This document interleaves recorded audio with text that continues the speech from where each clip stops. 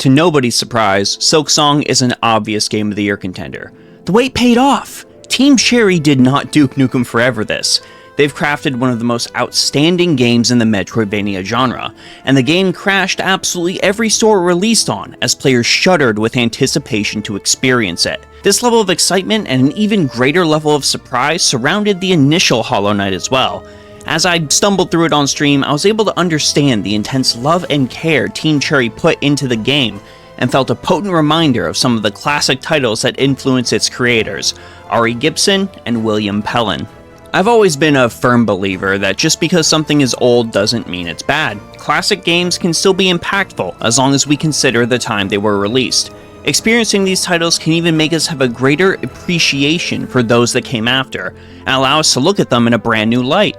So I hope you'll join me as we look back on the games that built Hollow Knight and Silksong. Bomberman, Bloody Roar, and Mario Party.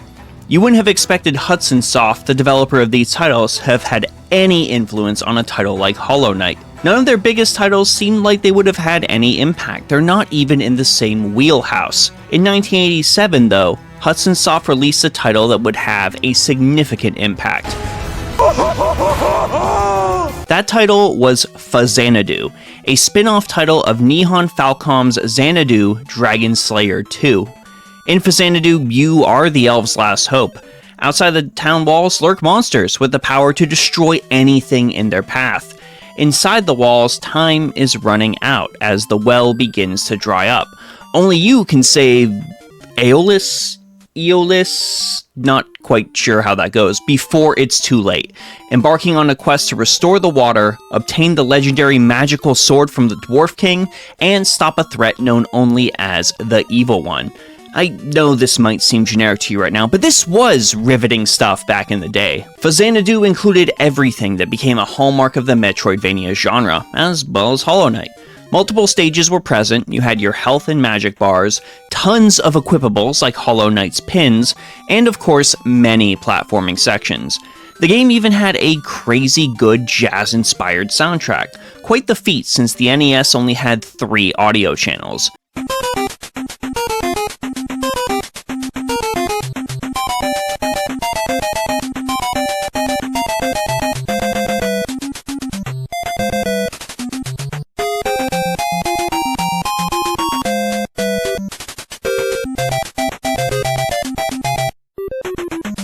Faxanadu laid the groundwork for the Metroidvania genre, releasing less than a year after the OG Metroid and Castlevania titles, and further expanded the amount of games in that genre. However, another title would be released that year, which the devs of Hollow Knight would bond over, and much like Faxanadu, it would not be appreciated by many at the time, with people only realizing the game's actual impact decades later. In fact, Hallownest, the game's world, is designed to be an inverse of the World Tree setting in Faxanadu, flipping the more cheery concept on its head. But enough about Faxanadu, let's talk about that next title. Now, when Zelda comes to mind, what do you think of? Probably Ocarina of Time, Breath of the Wild, or my personal favorite, Majora's Mask. Link's Awakening's probably in there too. You probably don't think of anything that could even be remotely linked to Hollow Knight. Well, in 1988, we got just that with Zelda 2: The Adventure of Link. This game was far closer to your Metroidvanias in terms of style and gameplay, being most commonly compared to Castlevania II: Simon's Quest. The game was designed from the outset to be fundamentally different from its predecessor, as Shigeru Miyamoto, the creator of The Legend of Zelda, was inspired by the 1984 arcade beat-em-up Kung Fu Master, and Chunsoft's legendary, history-making RPG, Dragon Quest. Gibson and Pellin directly remarked on the town aspect of Zelda 2, and how that, along with its expansive map dotted with random encounters and dungeons, really made the game feel like a quest across a land so vast that you could never be able to reach its borders. That was the feeling they wished to evoke in Hollow Knight, and both Zelda 2 and the previously mentioned Faxanadu directly contributed to that. Now let's suppose Faxanadu and Zelda 2 were the games that really nailed the feeling of exploration that led to Hollow Knight. In that case, there are going to be 3 games I'm going to mention, while Titans of Exploration themselves, which really focus on pushing the gameplay to the next level.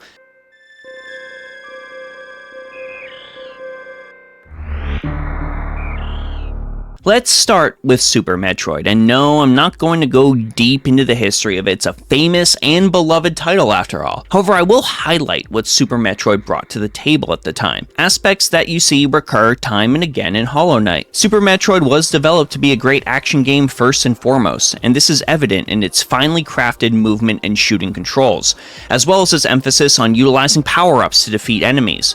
This was also one of the first open-world games to feature a map. I know, everything has a freaking map nowadays, but back then, this was a novel idea. The map was used to the fullest, showing the outlines of rooms, essential locations, items, and the game even had a heavy focus on backtracking to use your new power-ups to open up previously inaccessible areas.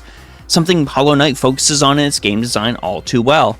The key difference from Metroid, though, is that while Metroid is a more isolated experience, the team brought in the town element from Zelda 2: The Adventure of Link to make the world feel more alive. I'm sure you can already see by now how much these games are interconnecting to be able to weave together what would become Hollow Knight. And another game ends up pushing that even further, something that really has a huge impact on the combat.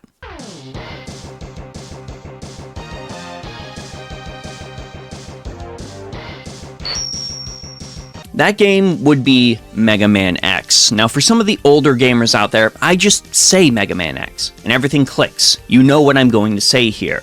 For you youngsters, Mega Man X was a transcendent title at the time, successfully catapulting Mega Man from the NES to the SNES era. With a more mature storyline than previous titles, numerous gameplay extensions, and the introduction of fan-favorite character Zero, Mega Man X left an indelible mark on the hearts of everyone who played that title during the SNES era. The most significant impact this title had on Hollow Knight is that it opened up mobility in a way that games had never seen before. X could perform feats that the original Mega Man just couldn't. He had the ability to dash along on the ground, cling to walls, jump off walls, dash jump to cover even greater distances than a normal jump.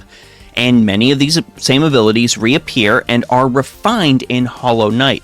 And just like when players first experience these abilities with X, every unlock of one of these techniques in Hollow Knight opens up mobility both in combat as well as exploration, giving players the impression that their character is growing in skill, and the player is also growing in skill along with their character as they work these new moves into their repertoire.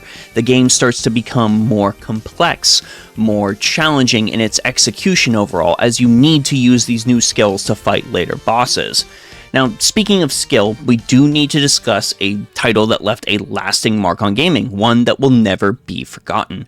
Something that pushed some of Hollow Knight's most difficult gameplay aspects along with Hollow Knight's aesthetics. Yeah, that's right, a YouTuber is talking about Dark Souls again. Get good, praise the sun, and all that. Look, I won't linger too long on this one because it's more recent and there is one more legendary influence for Hollow Knight that I want to get to that isn't as recent, but you've seen the conversation everywhere. Souls-likes are not going away.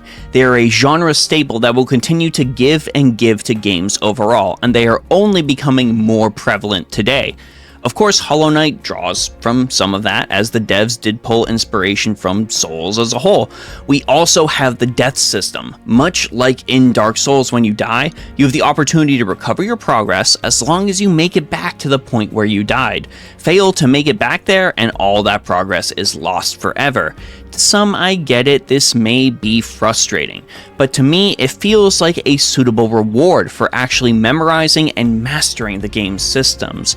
Alright, the YouTuber has talked about Dark Souls long enough. Let's move on to the final title I really feel needs mention in today's video.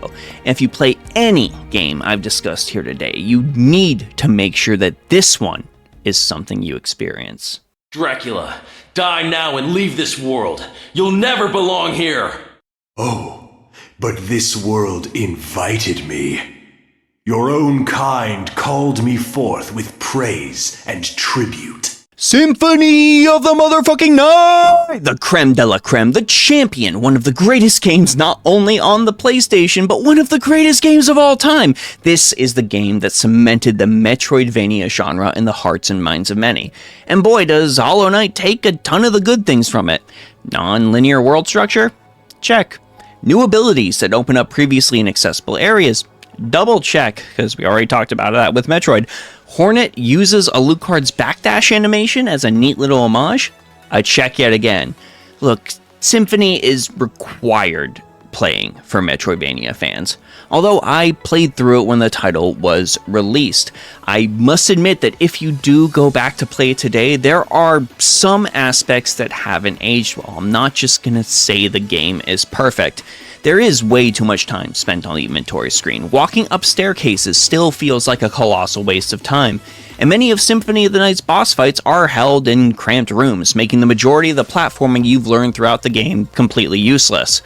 However, the good parts of the game, the core DNA that made Symphony of the Night so successful, including the snappy controls, the ambiance of the castle, the moments that force you to think about how you need to progress, are massive boons in an industry that we continually see dumbing down its titles. Hollow Knight and Silksong just hit because of these elements, much in the way Symphony of the Night just hit. I would be foolish if I wasn't calling out Hollow Knight's inevitable impact it will leave on gaming 10 to 20 years from now, the same impact that Symphony of the Night had on gaming. I honestly hope that much like Hollow Knight did, we see a title that cements itself and a future title that builds upon Hollow Knight's legacy, just like Hollow Knight was the future title that built upon Symphony of the Night's legacy, improving upon and ultimately becoming an even greater champion to the Metroidvania genre as a whole. I'd just like to thank you all for watching this far, if you're still with us. This video took quite a while to make, considering all the titles I needed to reference and pull from, whether it be gameplay or research, and I also ended up having other videos pop up that I had to make in the meantime. However, I genuinely believe that it is essential to reflect on what came before, as gaming continues to evolve as a hobby. Not only does this provide people with great recommendations of games to play, as gaming becomes increasingly more expensive, these older titles are usually on a discount, but it also allows us to gain insight into the thoughts of these developers, many of whom grew up playing these games, and what led to them to create such amazing new experiences. If you'd like to see more videos like this for other titles, please let me know down in the comments below. As you pass by the description, if you'd like to give your support, please consider checking out our Discord, Patreon, Ko-fi, and TikTok. Massive thanks to everyone on those platforms for their support, and even bigger thank you to all of my YouTube members and patrons. This is Kawaii50. I hope you all have a phenomenal day, and I'll see you all in the next one.